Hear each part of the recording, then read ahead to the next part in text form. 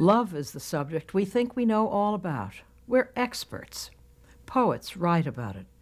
It is the subject of most songs, films, and plays. It seems to be fundamental to our lives. Yet there's tension, jealousy, and possessiveness. Is hate the dark twin of love? Or does love stand alone, without an opposite? Another confusion is equating love only with sex, possession, and desire. As the song says, is that all there is? Krishnamurti has called love the flame without smoke. Let us clear the smoke and perhaps find the flame. Krishnamurti on love.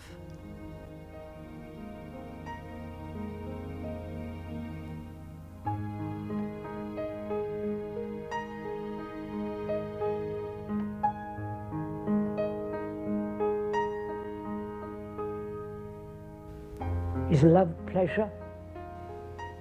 Is love desire? Is love thought? Is love something that you hold, possess? Is love that you worship? You understand? Worship. The statue, the image, the symbol. Is that love? The symbol, the statue, the picture is put together by thought. Your prayers is put together by thought. Is that love? Please go into it for yourself. So, can we, through negation of what is not love, negate completely in oneself,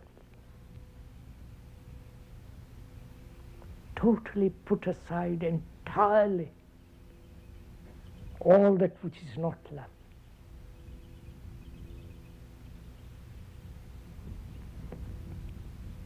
Then that perfume is there.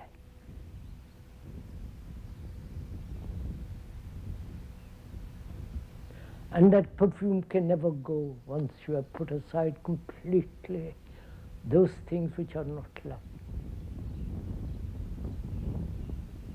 Then love, which goes with compassion, has its own intelligence. It's not the intelligence of thought, not the intelligence of scientific mind, brain. When one has that love, that compassion, there is no grief, no pain, no sorrow. If there is love, then you will never kill another. Never. So it is an immense thing to come upon it. Nobody can give it to another.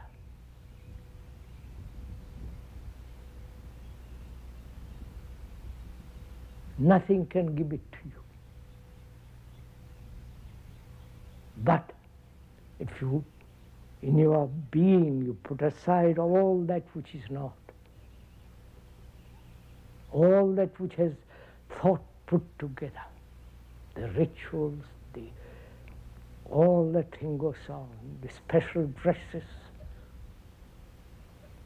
When you are really, when you, with all your core problems, are totally empty, then the other thing is, which is the most positive thing, most practical thing. Like the cool breeze from the ocean, this breeze.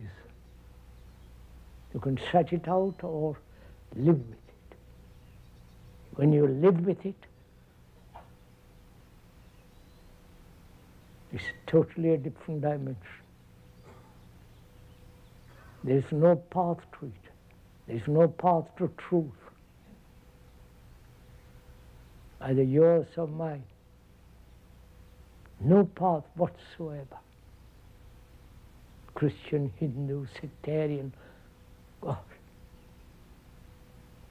So one has to live it.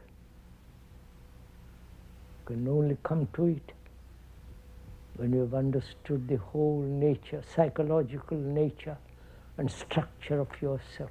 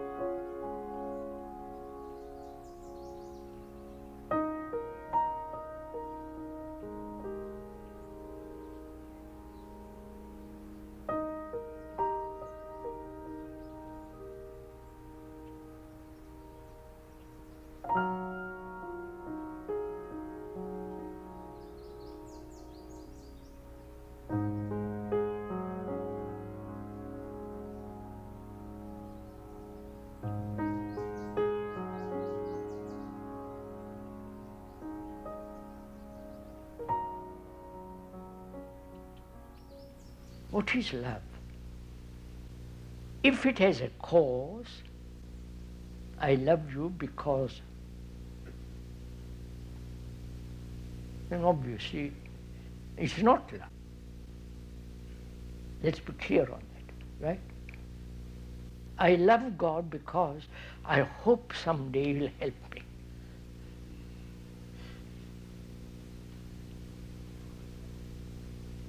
I love my wife because some, etc. I don't have to go into all that. Or my girlfriend. So, if we are very clear that love has no cause,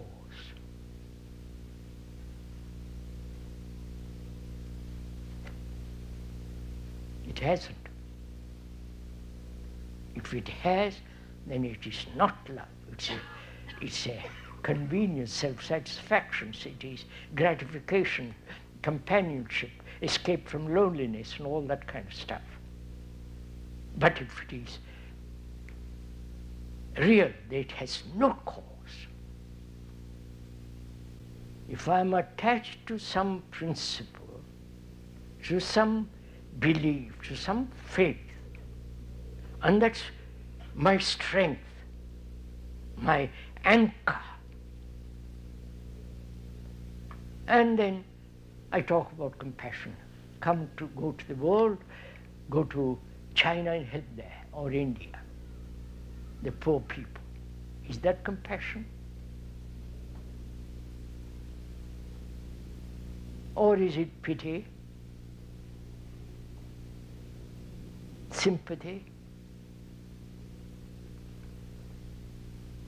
kindness, generosity?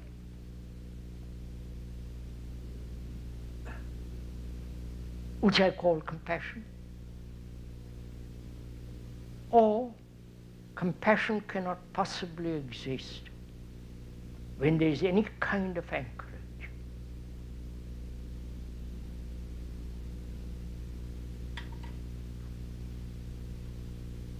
And I'm no longer a Hindu, a Buddhist, Catholic, and so on.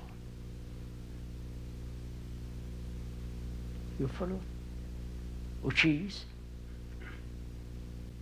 compassion has its own intelligence.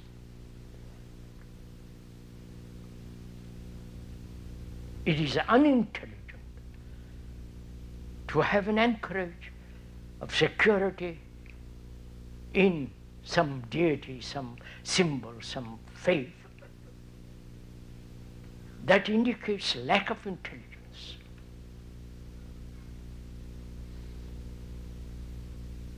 But when there is compassion, it has its own intelligence. So intelligence has no cause. Where there is compassion and intelligence, that very intelligence is action. But I haven't got it. It's good, sounds good in this tent. But when I leave it, it's gone. I've been stimulated by the speaker or by somebody else, and it's not there. And that's a tragedy. So,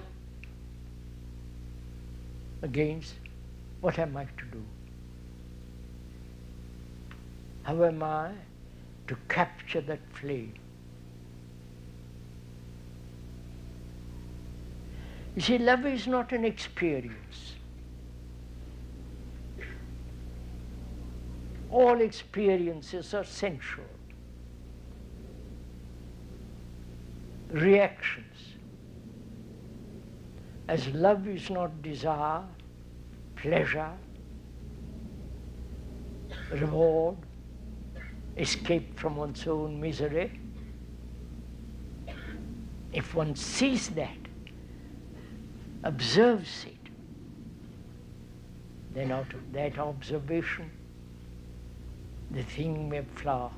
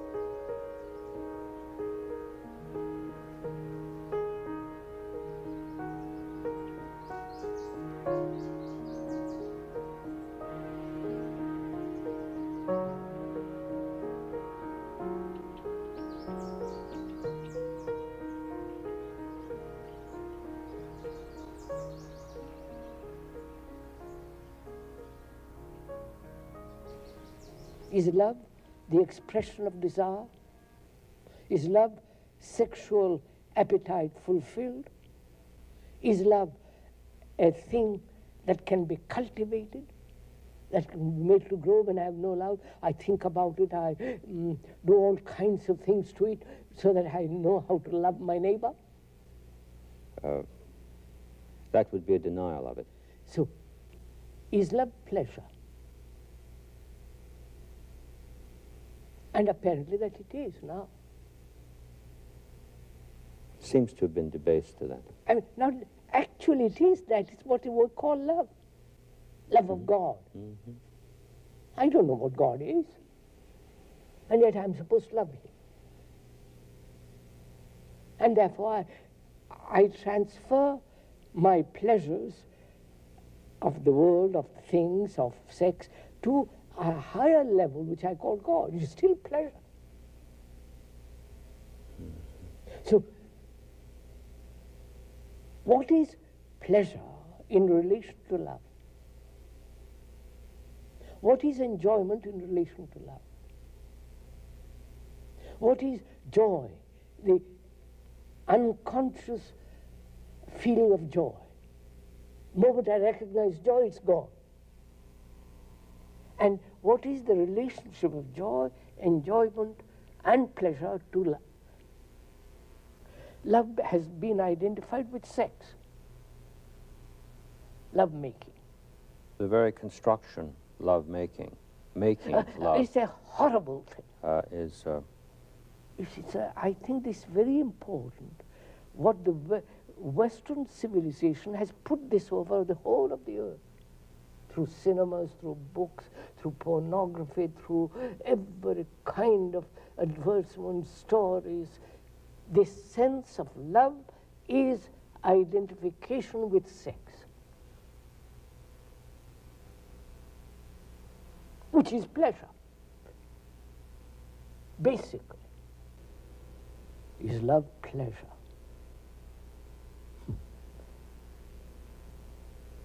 I can only answer, it is not, when I've understood pleasure.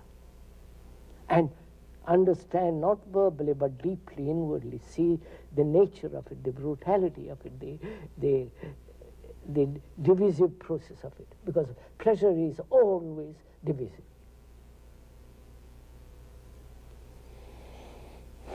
Enjoyment is never divisive. Joy is never dividing. It's only pleasure that's dividing. When I enjoy a good meal or a good sunset or see a beautiful tree or woman, whatever it is, at that moment, if it doesn't end, it becomes pleasure. If the mind, thought carries over that enjoyment and wants it to be repeated the next day, it has become pleasure. It's no longer enjoyment. I enjoy, and that's the end of it.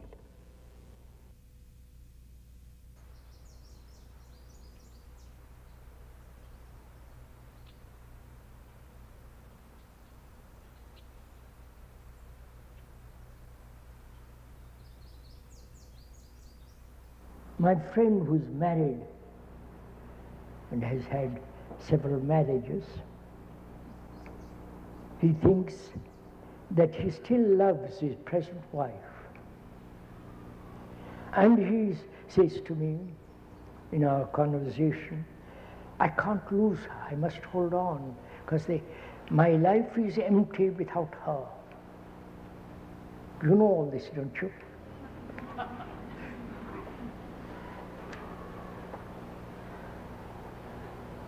I can't let her go. She wants to do something totally different from me, and it may lead her away from me. So I will yield to her. I will suppress my desire, my wanting something else, but I'll accept her and follow her. But inwardly, there is conflict all the time between her and me. I have reduced the whole immensity of love, which is extraordinary, which I don't understand, to something so trivial. That is, I'm attached, I'm possessed, I don't want to lose. If I lose, I'm unhappy. If he really sees that attachment is not love, then he can go to his wife and say, I love you, but I'm not attached to you? What would happen? She might throw a brick at me, walk away, because her whole life is to be attached to the furniture, to ideas, to children, to the husband, you follow?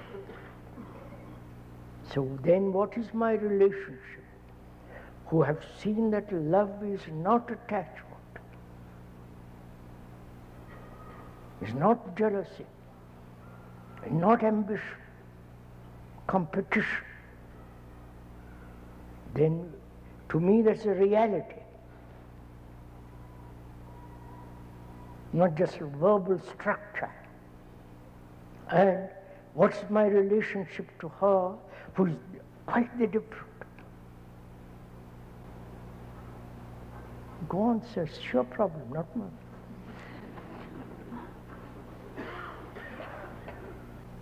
Can I, who have understood this whole phenomena with all its depth, will that quality of love, compassion, intelligence bring about a change in her?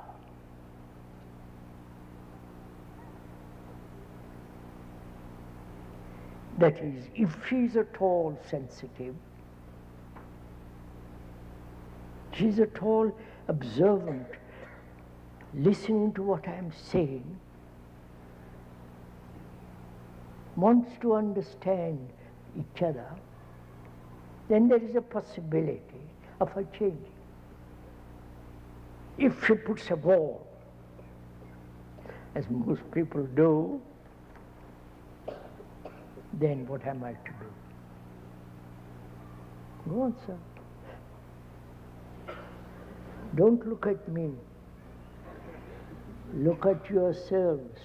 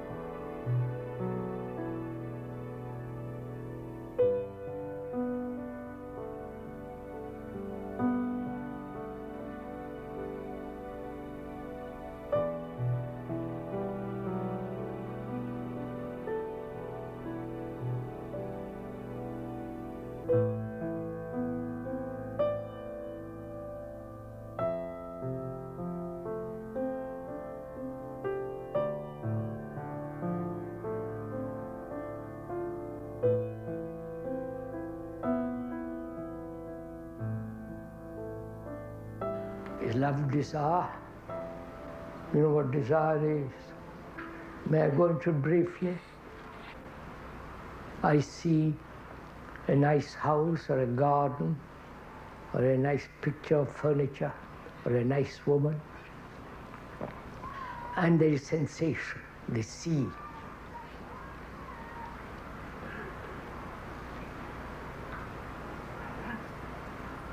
The observing.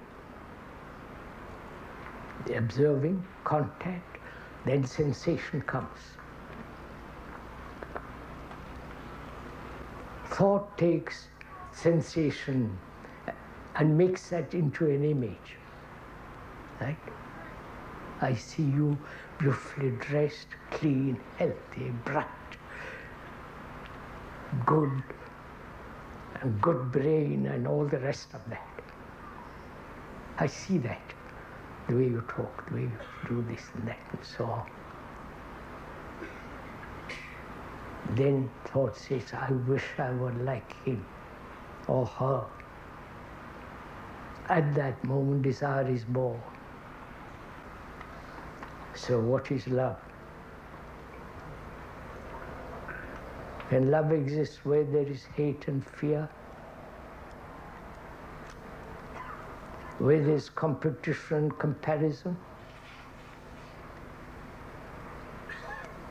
where there is conformity, agreeing or disagreeing, go into all this stuff. Or is love nothing to do with all this?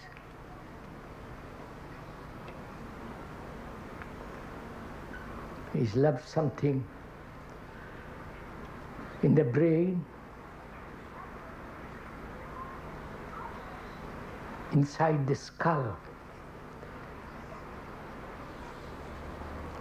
Or is it something entirely beyond form and time? And where there is self-interest, there cannot be love. Obviously, so you can see that all this for oneself. Love is not yours or mine, it's love, right? I may be married, have children, sex, and all the rest of it. In all that there may be tenderness, generosity, politeness, kindliness, yielding, tolerating. That's not all, that is not love.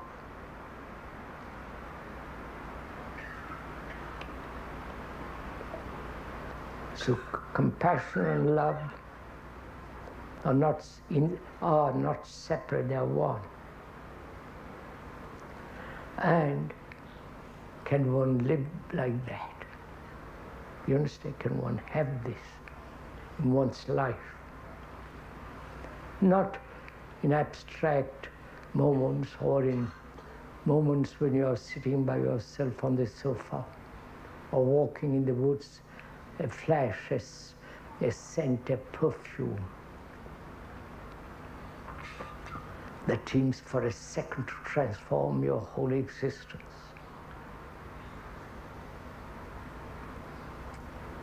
Can we live our daily life with that perfume? Because that compassion has its own intelligence. And that holistic intelligence, the whole quality of that intelligence can only come about with the ending of sorrow and love.